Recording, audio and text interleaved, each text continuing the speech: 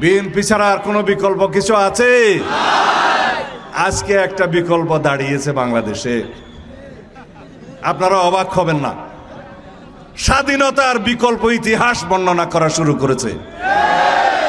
এই দেশে নাকি শহীদ রাষ্ট্রপতি জিয়াউর রহমান প্রথমেই বিদ্রোহ ঘোষণা করেন নাই, আমাদের আরেকজন মুক্তিযোদ্ধা কর্নেল ওলি সাহেব নাকি সেই বিদ্রোহ ঘোষণা করেছেন।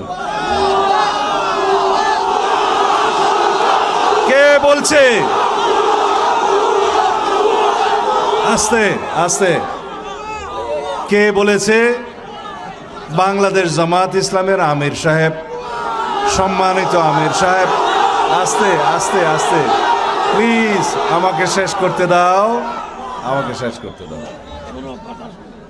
যারা বাংলাদেশের স্বাধীনতাতে বিশ্বাস করেনি, বাংলাদেশের স্বাধীনতার বিরোধিতা করেছে, পাক হানাদার বাহিনীর দূষর হিসাবে কাজ করেছে, এদেশের মা বোনদেরকে পাক হানাদার বাহিনীর হাতে তুলে দিয়েছে, যারা এদেশের সংখ্যালঘু নির্যাতন করেছে, মুক্তিযোদ্ধাদের হত্যা করেছে, তাদের মুখে কি গণতন্ত্রের ইতিহাস বর্ণনা বানায়?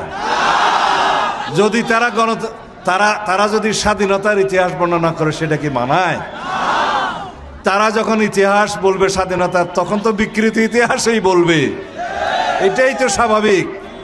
সুতরাং বাংলাদেশের মানুষ প্রতিবাদ করেছে, মুক্তিযোদ্ধারা প্রতিবাদ করেছে, প্রতিবাদের ঝড় উঠেছে সোশ্যাল মিডিয়ায়। আমরা প্রতিবাদ জানাই, আমরা আহ্বান করব, বাংলাদেশের স্বাধীনতায় বিশ্বাস করুন, স্বাধীনতা যুদ্ধে আপনাদের ভূমিকার জন্য এই দেশের কাছে, এই জাতির কাছে ক্ষমা প্রার্থনা করুন। বাংলাদেশের মানুষ এখনো আপনাদের কাছে ক্ষমা প্রার্থনা করতে দেখে নাই, আপনারা এখনো পর্যন্ত অনুতপ্ত নন। বাংলাদেশের স্বাধীনতার ইতিহাস আপনারা দয়া করে বর্ণনা করবেন না।